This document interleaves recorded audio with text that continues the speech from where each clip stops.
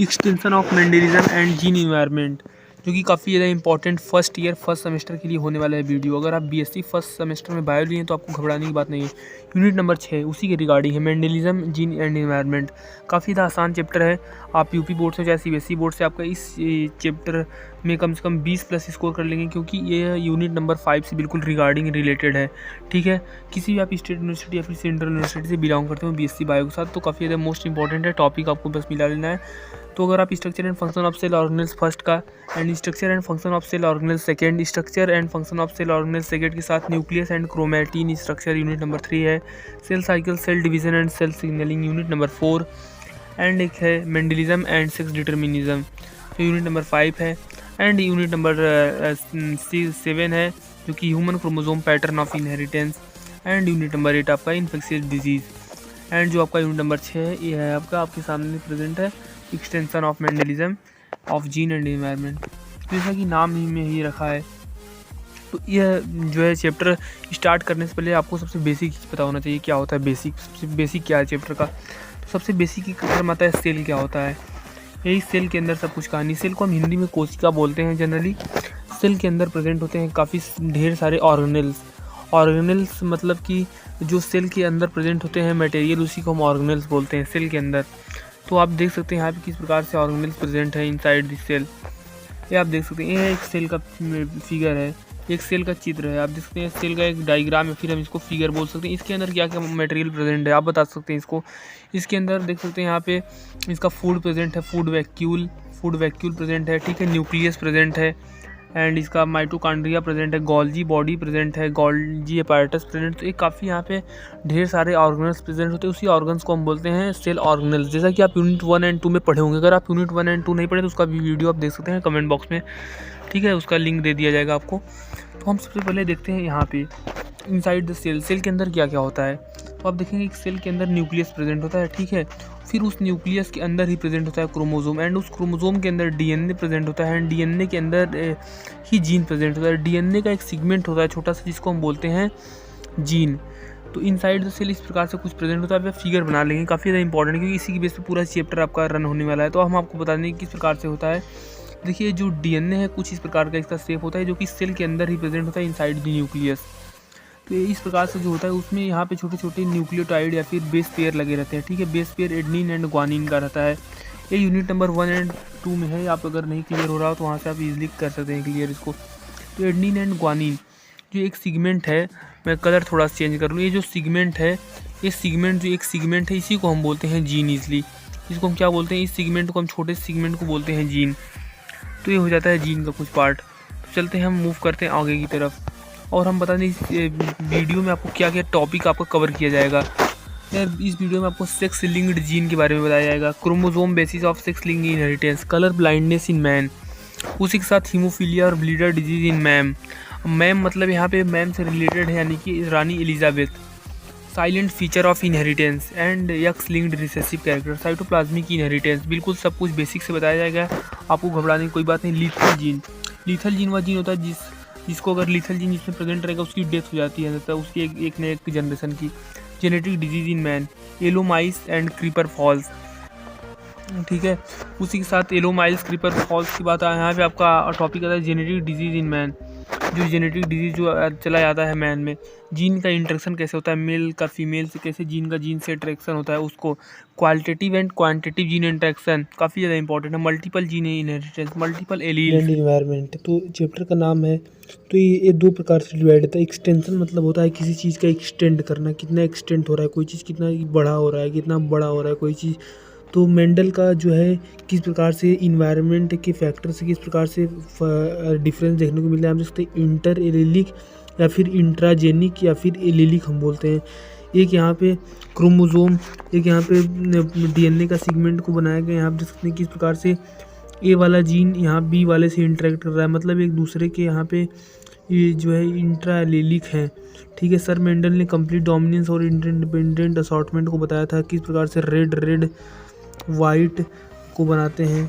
Extension to Mendelism की बात करें, अगर हम इनकी थ्योरी की एक्सटेंशन यानी कि और बढ़ोतरी की बात करें, किस प्रकार से मेंडलिज्म का और थ्योरी बढ़ के जीन एंड एनवायरनमेंट के रूप में जो हुआ था।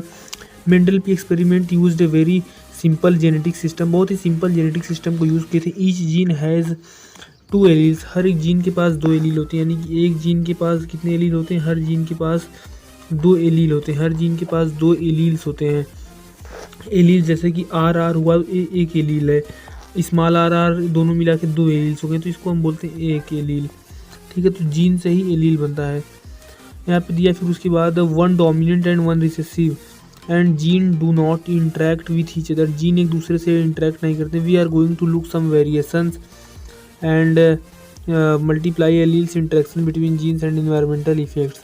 तो चलते हैं आगे की तरफ। यहाँ पे अगला टॉपिक आता है सेक्स लिंक्ड जीन क्या होता है, what is sex linked gene.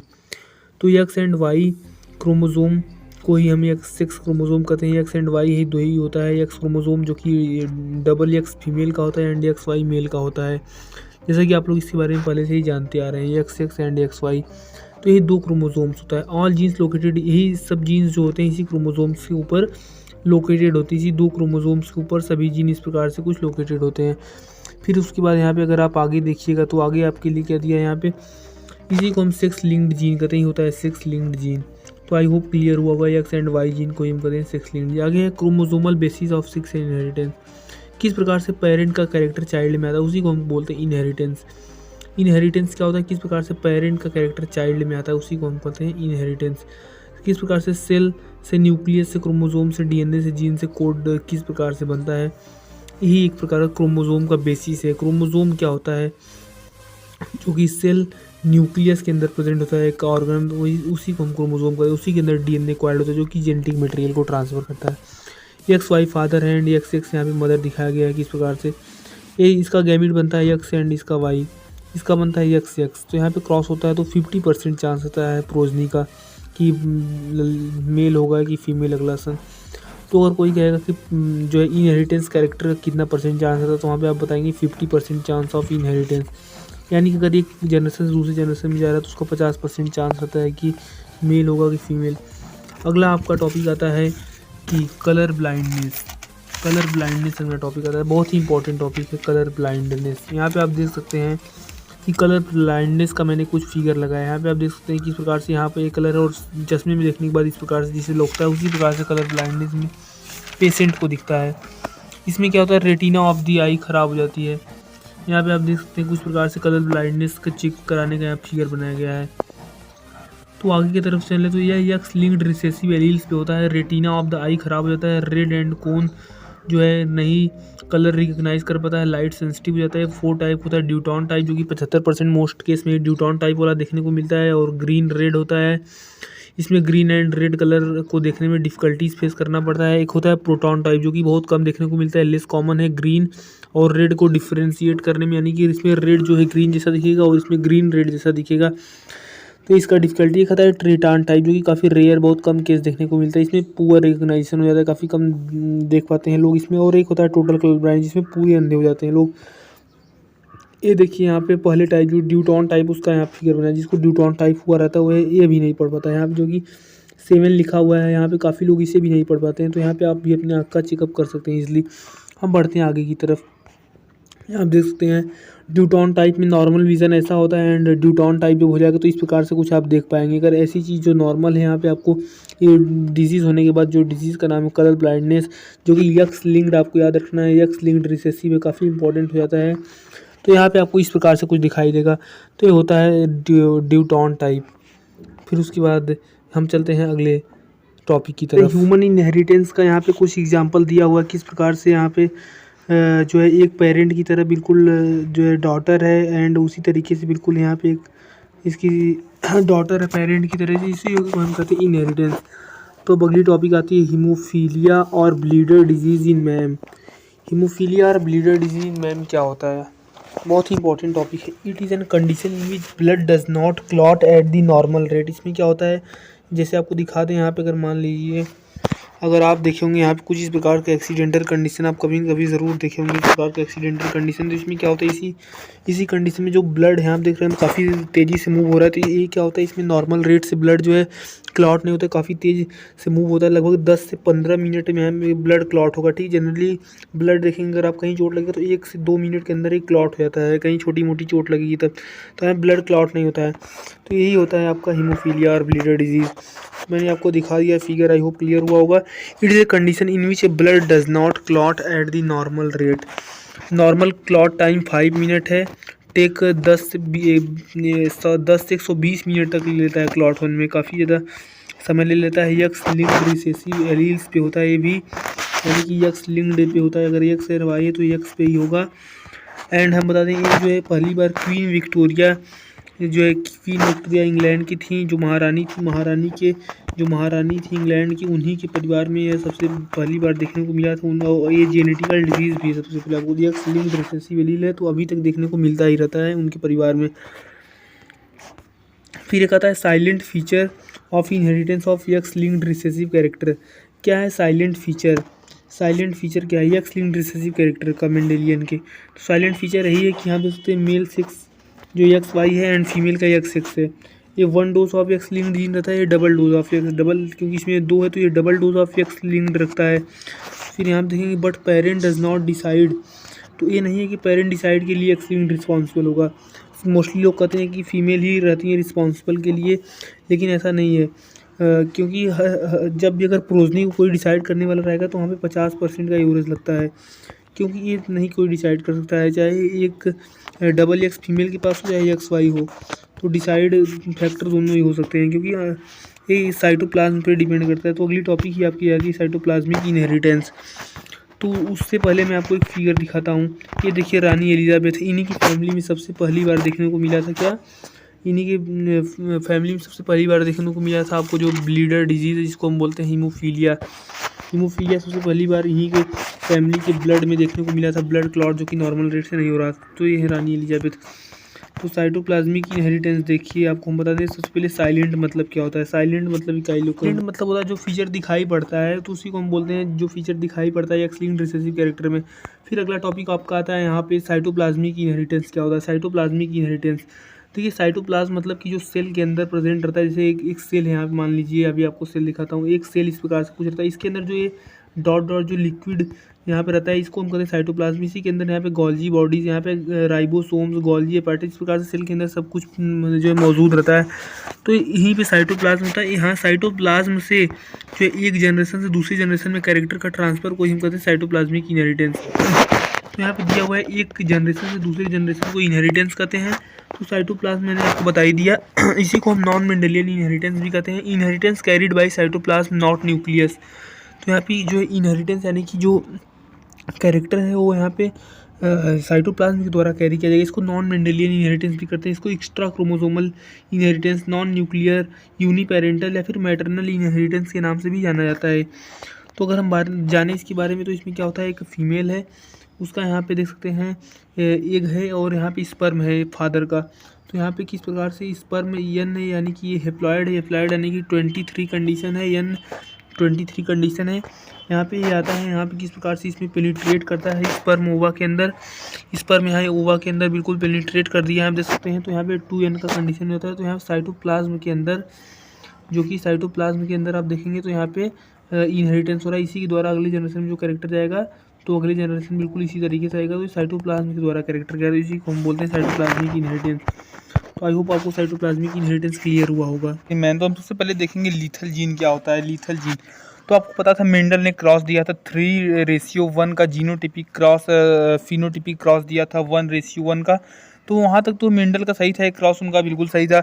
लेकिन दिक्कत कब आया, जब यल क्यूमेट नाम के एक साइंटिस्ट थे। यल क्यूमेट, जैसे कि यहाँ पे आप नाम देख सकते हैं, यल क्यूमेट नाम के एक साइंटिस्ट थे। उन्होंने देखा कि होमोजाइगस क्रॉस करा रहे थे वो, तो ठीक आ रहा था जब यक्स से क्रॉस करा रहे थे। लेकिन जब वो हेट्रोजाइगस ले रहे थे, यानी कि अगर एक यक्स कैपिटल एक स्मॉल यक्स ले रहे थे, तो जब हेट्रोजाइगस कंडीशन में क्या होता था, वहाँ पे कुछ रेशियो चेंज होता था, दूसरा रेशियो हो जाता था। तो वो मेंडल को लॉ को फॉलो नहीं करता था।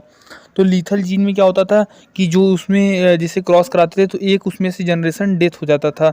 ठीक है, मतलब एम्ब्रियोनिक स्टेज में ही डेथ हो जाता था, तो वही था लीथल जीन। तो हम बात करते हैं लीथल जीन के बारे में। Lethal gene are those which cause death of the organism. जो जीन ऑर्गेनिज्म का डेथ कर देता है उसे ही हम कहते हैं लीथल जीन। ये दो प्रकार का होता है, एक होता है डोमिनेंट लीथल, एक होता है रिसेसिव लीथल। और डोमिनेंट लीथल जो मतलब अपने आप को डोमिनेंट, जो अपने आप को एक्सप्रेस करे उसको हम कहते हैं डोमिनेंट। जो अपने आप को एक्सप्रेस करे उसको हम कहते हैं डोमिनेंट। तो हो गया डोमिनेंट लीथल। और एक हो गया रिसेसिव लीथल, जो कि अपने आप को एक्सप्रेस नहीं कर पाए। मोस्टली रिसेसिव लीथल के केस में ही डेथ होता था। तो यल क्यूनेट का जो रेशियो आता था वो 2:1 आता था। इसमें क्या होता था, उन्होंने एक येलो माइस लेते थे और एक येलो माइस लेते थे जिसको दिखाते थे कुछ इस प्रकार से हेट्रोजाइगस कंडीशन में। ठीक है, यहाँ से कुछ इस प्रकार से गैमिड बनता था उनका F2 जनरेशन में। गैमिड बनने के बाद उसमें से क्या होता था, कुछ 4 इस प्रकार से जनरेशन बनता था, लेकिन उसमें से एक यहाँ पे डाई हो जाता था। जो F1 जनरेशन में एक डाई हो जाता था। तो यही था उनका। इस प्रकार से कुछ येलो माइस उन्होंने एग्जाम्पल के तौर पे लिया था। और एग्जाम्पल में उन्होंने क्रीपर्स फाउल्स को भी लिया था, जिसको हम चिकन कहते हैं। उसके बाद यहाँ पे आप देख सकते हैं इस क्रॉस के बारे में और डिटेल में दिया हुआ है। इसका जेनेटिक डिजीज़ इन मैन में भी दिया हुआ है, तो आप देख सकते हैं। तो यही था इनका लीथल जीन।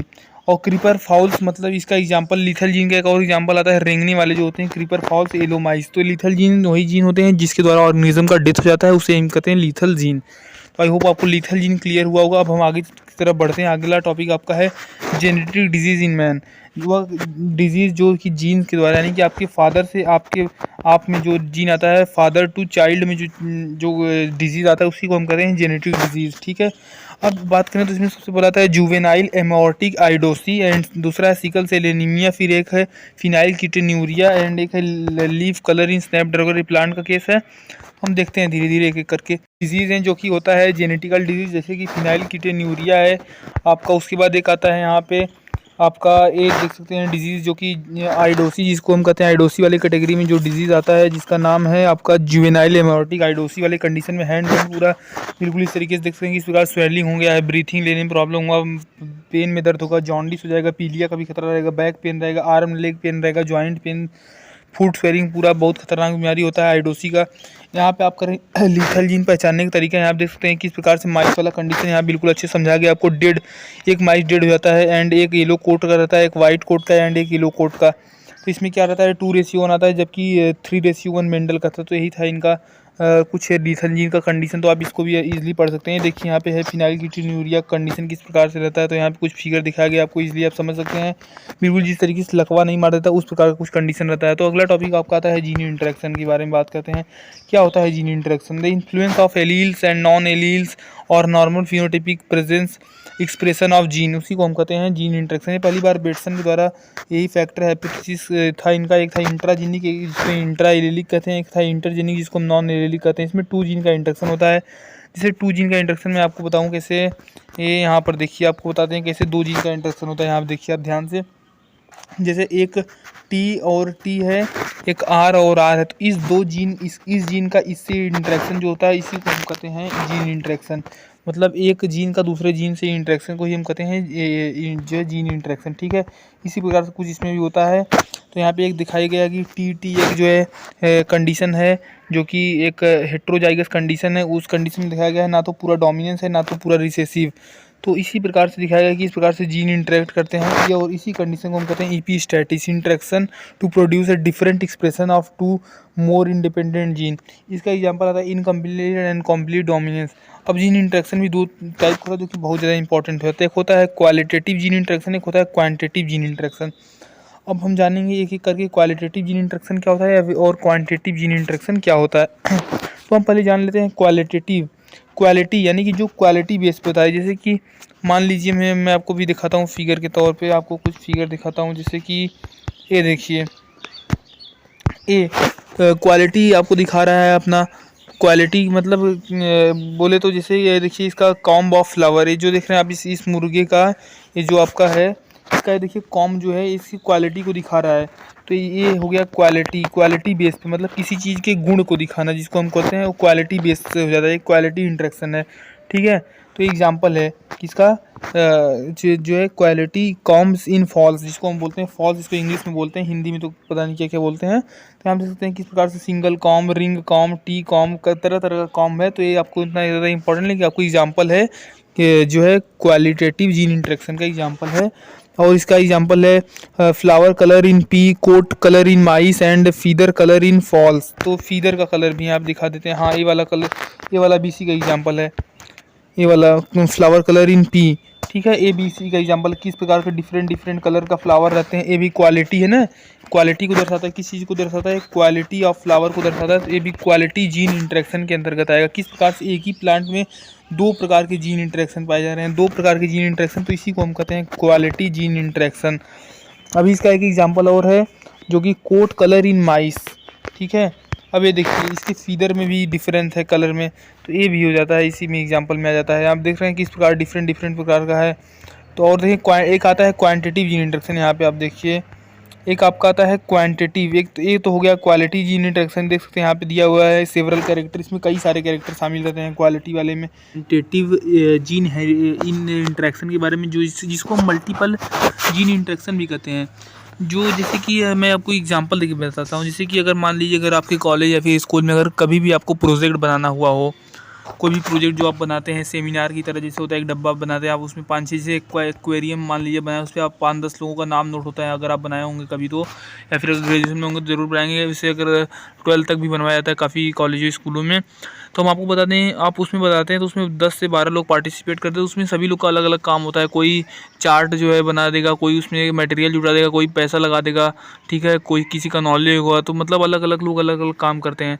तो इसी तरीके से क्वांटिटिव जीन इंटरेक्शन में भी क्या होता है, ठीक है। जैसे इसमें अगर मान लीजिए कोई जीन है टी और आर जीन है कोई, तो यहाँ पे इन सभी का काम अलग अलग होगा। कोई डोमिनेंट का काम करेगा, कोई रिसेसिव का, कोई कलर का काम करेगा। तो मतलब हर एक जीन का अपना अलग अलग फंक्शंस होता है, अलग अलग वर्क होता है। तो इसी को हम कहते हैं क्वांटिटिव जीन इंटरेक्शन। तो अगर हम बुक लैंग्वेज में देखें या फिर अगर हम देखें जो क्या लिखा हुआ रहता है डिफिनेशन के तौर पे, तो यही लिखा रहता है, in contrast to qualitative character many character do not show clear cut difference, this are height, weight, intelligence, milk production in cattles, grain yield अब and human skin pigment etc, this character are called quantitative gene interaction. ही होता है मतलब कि जैसे skin colour, जो colour होता है, कोई गोरा होता है, कोई काला होता है, कोई सांवला होता है, तो एक कलर का भी जो है डिपेंडेंट रहता है किस चीज़ पे, जीन इंटरेक्शन। ये होता है जो है किसी इंटरेक्शन पे क्वालिटी पे। एक होता है क्वांटिटी, जिसको मैंने आपको बताया अभी, ठीक है, ये होता है क्वालिटी। और एक आता है आपका इंटरेक्शन, क्या था, एक था आपका क्वालिटी, एक था क्वांटिटी। तो ये है क्वालिटी और ये है किस पे, क्वांटिटी पे। ओ हाँ सही, क्वांटिटी पे है, क्वांटिटी। वो था क्वालिटी, मतलब उसमें था, आपने देखा कि उसमें किस प्रकार से वो जो मुर्गा देखा उसका आप, या कॉम्ब था जो फॉल ऑफ कॉम्ब जिसको हम बोलते हैं, इसका था। और मटर के फ्लावर को भी देखें किस प्रकार से था, तो वो था क्वालिटी। और एक इसमें क्वांटिटी, मतलब कितना, क्वांटिटी नहीं कहते हैं भैया कितनी लीटर आपकी गाय दूध देती है, तो ये होता है क्वांटिटी। तो इसमें उसका भी एग्जांपल लिया गया, मिल्क प्रोडक्शन का भी लिया गया है, तो वहीं इसमें है। तो एक आता है मल्टीपल एलील, इसको भी बता दें, फिर आपको मैं कुछ फिगर दिखाऊंगा जो कि इसी सबसे रिलेटेड रहेगा। तो पहले मैं आपको समझा लेता हूँ, फिर आपको उस फिगर को दिखाऊंगा जिससे आपका और भी क्लियरेंस दूर होगा। अब मल्टीपल एलील्स की बात करें तो एक जीन के अंदर देखिए, एक जीन जैसे मान लीजिए कोई जीन है, एक है कैपिटल, यहाँ से नहीं, इससे नहीं, इससे बताते हैं आपको। जैसे ये वाला एग्जाम्पल खासकर मटर में आप देखे होंगे, कैपिटल टी, स्मॉल टी, ये कोई जीन है। इसमें ये जो है कैपिटल टी डोमिनेंट है और ये स्मॉल टी रिसेसिव है। तो ये मिला के एक एलील बनाते हैं। इसको क्या बोलते हैं, एक एलील बोलते हैं। जो एक जीन है, जीन डोमिनेंट एंड रिसेसिव होते हैं, इसको मिला के हम एक एलील बोलते हैं।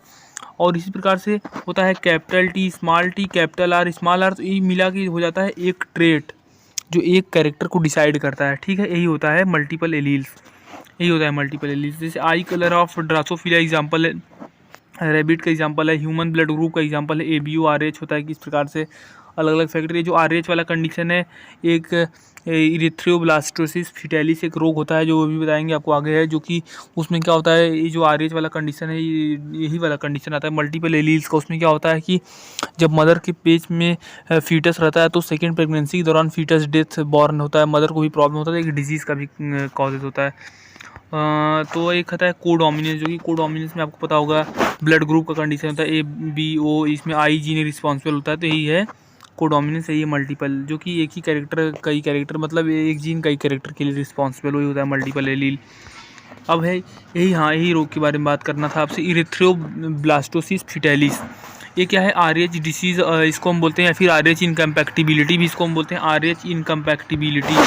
इनकम्पैक्टिबिलिटी इंपॉर्टेंट है, काफ़ी ज़्यादा इंपॉर्टेंट रहता है, नीट के लिए भी रहता है। इनकम्पैक्टिबिलिटी, RH इनकम्पैक्टिबिलिटी, ये इसमें क्या होता है ना, इसको होम्योलिटिक भी कहते हैं, होम्योलिटिक ऑफ न्यूबॉर्न डिजीज़ या फिर फिटाइलिस। इसमें क्या होता है, जैसे इरिथ्रोब्लास्टोलेसिस फिटाइलिस इसका नाम है। इसमें क्या होता है, फीटस मतलब होता है बच्चा, फीटस मतलब होता है बेबी, ठीक है, फीटस मतलब होता है बेबी, मतलब जो बच्चे होते हैं छोटे से। अब इसमें क्या होता है, हीम मतलब जो आप सुनोगे हीमोफीलिया, अभी पीछे फिगर भी था इसका हीमोफीलिया का। ये देखिए, ये हीमोफीलिया वाला केस कहाँ गया, जो पैर में चोट लगा था, इस वाले PDF नहीं है। जो हीमोफीलिया जो ब्लड वाला कंडीशन होता है वो होता है हीमोफीलिया। अब इसमें क्या होता है, destruction in blood newborn in foetus. इसमें क्या होता है, यहाँ फिगर मैंने आपको ले देखिए। अब देखिए, जैसे मान लीजिए कोई आदमी है, उसके अंदर ABO ब्लड ग्रुप है। अब ए बी एंटीजन को देगा, AB एंटीजन, और O blood group H antigen इसमें प्रेजेंट रहता है। अब यहाँ से क्या होगा कि RH ब्लड ग्रुप का एक कंडीशन है, ये जो है इरिथ्रोब्लास्टिस फिटाइलिस है, इसमें RH ग्रुप के कंडीशन में होता है डिजीज़। अब इसमें क्या होगा, D एंटीजन रिस्पॉन्सिबल होगा। मेनली इसमें काफ़ी सारे एंटीजन प्रेजेंट होते हैं, जैसे 49 टोटल एंटीजन इसमें प्रेजेंट रहते हैं।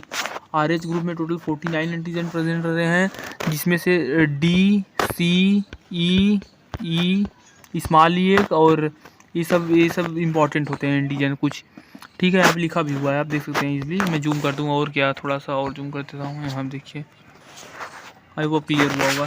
अब देखिए, इसमें क्या है, दो कंडीशन आता है, एक प्लस का एक माइनस का। प्लस का माइनस कंडीशन रहता है, एक D एंटीजन प्रेजेंट रहता है, एक D एंटीजन एब्सेंट रहता है एक में, माइनस वाले कंडीशन में। और फीटस RH पॉजिटिव होता है, और एक तरफ से RH निगेटिव, क्योंकि यहाँ निगेटिव, यहाँ निगेटिव, यहाँ मदर का निगेटिव कंडीशन होता है। अब ड्यूरिंग सेकेंड प्रेगनेंसी, आपको बता दें सेकेंड प्रेगनेंसी के दौरान कुछ प्रॉब्लम होता है। यहाँ आप देखिए ये वाला फिगर। अब देखिए, फीटस का ब्लड है, ये फीटस का ब्लड है, और ये मैटरनल ब्लड है। इसमें क्या होता है, ये जो लेयर रहती है जो फीटस और मदर के न्यूट्रिशन को सप्लाई करती है, जैसे कि लेयर लगा रहता है, जिसमें मतलब फीटस नहीं बोलते हैं, थैली में रहते हैं बच्चे, तो उस हिंदी में बोलते हैं उसको। वो जो लेयर होता है, उस लेयर के उस साइड से इस साइड में जो है ब्रेक हो जाता है।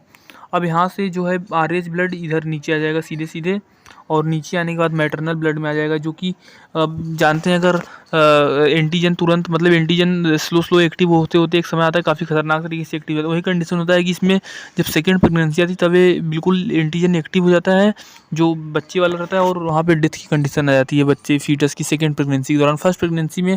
और उसके लिए एक IgM, देखिए क्या होता है, अभी आपको एक चीज़ और बता देते हैं यहाँ पे। ये देखिए क्या होता है, पहले प्रेगनेंसी के दौरान IgM एक है सीक्रेट एंटीबॉडी, IgM एक एंटीबॉडी के नाम जो सीक्रेट होता है बाई D एंटीजन। और फिर ये सेकेंड जो है सेकेंड प्रेगनेंसी के दौरान ये IgG हो जाता है, जो जिस जॉन्डिस का कंडीशन ले लेता है बेबी, मतलब जॉन्डिस करे बिल्कुल, आँख सांख बिल्कुल, टंगा संगा बिल्कुल, जिसे लकवा वकवा कंडीशन बेबी पैदा हो जाती है। रिकग्नाइज्ड बाई B सेल, जो कि B cells, helper T cell, यही सब रिस्पॉन्सिबल होते हैं इसके लिए, ठीक है। तो यही कंडीशन रहता है। इसका आप फिगर यहाँ आप देख सकते हैं किस प्रकार से ये बताया हुआ है कि D antigen on membrane and foetal RBC। ये देखिए D एंटीजन को दिखाया गया मेम्ब्रेन पे इस प्रकार से, यहाँ पे D एंटीजन इसी प्रकार से लगे रहते हैं, कुछ ये ऐसे ऐसे ऐसे करके D एंटीजन यहाँ पे लगे होंगे। यही कंडीशन यहाँ पे दिखाया गया, यही वाला फिगर यहाँ पे दिखाया गया है। ये फीटल का RBC है, बच्चे का RBC है, और ये मदर का नीचे दिखाया गया है। बस आपको ये फिगर बना लेना 2-3 बार, सब कुछ क्लियर हो जाएगा। During parturition placental barrier break हो जाता है, ही मतलब मैंने बताया कि जब पार्चुरेशन, यानी जब पार्चुरेशन करते हैं, जब प्रेगनेंसी मतलब जो बेबी का बर्थ होने वाला होता है, उस कंडीशन को हम कहते हैं पार्चुरेशन।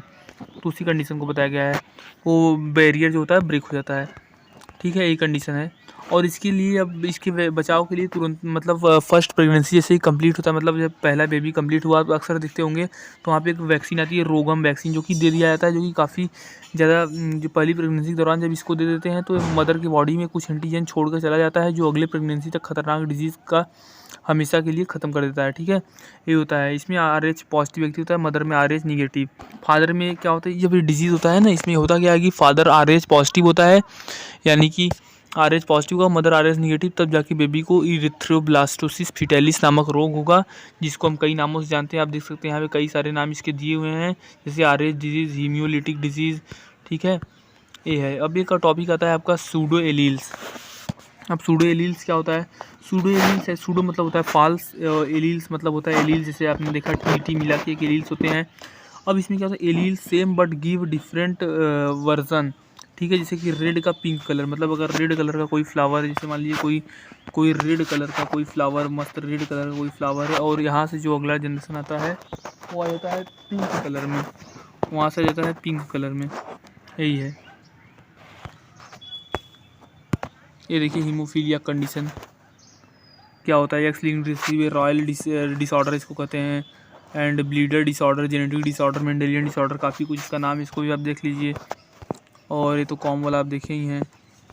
और ये देखिए एक जिसका है क्वांटिटिव जीन इंटरेक्शन का है, किस प्रकार से मोर प्रोडक्शन ऑफ ग्रेन्स हो रहा है, ठीक है। ए बी स्किन पिगमेंटेशन, ये देखिए यहाँ पे मल्टीपल एलील्स का एग्जांपल दिखाया गया, किस प्रकार से ब्लड ग्रुप का एग्जांपल मल्टीपल एलील्स का एग्जांपल है। ये देखिए ड्रोसोफिला वाला कंडीशन है, उसी ड्रोसोफिला के आई वाला कंडीशन दिखाया गया फिगर में। एंड ये देखिए अभी इरिथ्रोब्लास्टिस फिटालिस का एग्जांपल है, किस प्रकार से फर्स्ट प्रेगनेंसी जो है मदर RH निगेटिव रहती है, RH निगेटिव ब्लड रहता है, एंड यहाँ प्लेसेंटा रहता है, प्लेसेंटा जो कि यानी कि जो बच्चा रहे वो RH निगेटिव है, मदर भी RH निगेटिव है, एंटीजन RH पॉजिटिव यहाँ बच्चा छोड़ के चला जाता है पहली प्रेगनेंसी में, बिटवीन प्रेगनेंसी RH निगेटिव यहाँ पे एंटीबॉडी बनता है, फिर यहाँ पे सेकेंड प्रेगनेंसी में जो है RH पॉजिटिव एंड पॉजिटिव मिलकर यहाँ पे जो है बेबी का जो है फीटस का डेथ कर सकता है। तो ये वाली कंडीशन कुछ है जो कि इरिथ्रोब्लास्टिस फिटालिस का, इसके लिए एक रोगेंट वैक्सीन आता है जो कि दिया जाता है, जो कि डी एंटीजन को डेथ करने में काफ़ी हेल्पफुल रहता है। तो डी एंटीजन सही होता है इरिथ्रोब्लास्टिस फिटालिस से भी याद रखिएगा आप लोग। तो यहाँ पे इंजेक्शन प्रेगनेंसी के तुरंत बाद ही दिया जाता है। तो अब बात कर लेते हैं कुछ इंपॉर्टेंट क्वेश्चंस की, जो कि जैसा मैंने आपको बताया था तो बहुत ज़्यादा इंपॉर्टेंट होगा आपके लिए, बिना टाइम वेस्ट को। चलिए स्टार्ट करते हैं।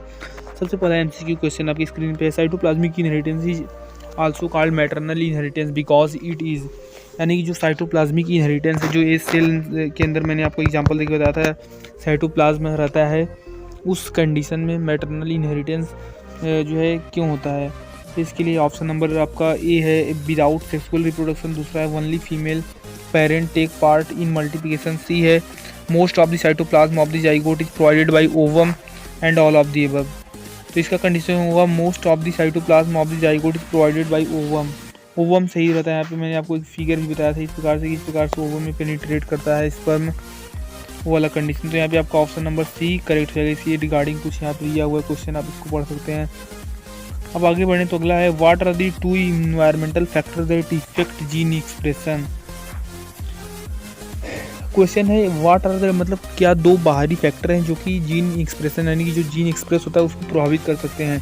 तो एक तो हो जाएगा ड्रग्स लेना, केमिकल्स लेना, अगर किसी मतलब मान लीजिए अगर किसी जो है किसी के अंदर कोई बेबी है, ठीक है, तो उस कंडीशन में ड्रग्स लेंगे तो इन्वायरमेंटल फैक्टर जो कि जीन के एक्सप्रेस को गड़बड़ कर सकता है। और एक है temperature, light, external environment factor influence gene expression in certain organism, ये कंडीशन है। और यहाँ पे एपिस्टैटिस एक होता है, बहुत ही इंपॉर्टेंट होता है। An example of it is interaction between hair colour and baldness, ये कुछ क्वेश्चंस हैं आप देख सकते हैं। What is epistasis, interaction between genes which determine the phenotype, जैसा कि आप देख सकते हैं, इसको इजीली पढ़ सकते हैं। तो बस इस वीडियो को यहीं पर ख़त्म करते हैं। काफ़ी ज़्यादा लंबा वीडियो बनाने कोई मतलब नहीं है। यूनिट नंबर 6 आपका यहाँ पे बिल्कुल पूरी तरीके से ख़त्म हुआ। तो अगर आप वीडियो 2-3 बार देखेंगे तो आपको पक्का क्लियर होगा। तो बस इस वीडियो में इतना, अगर पसंद आए तो लाइक करें, शेयर करें, सब्सक्राइब करें। जय हिंद।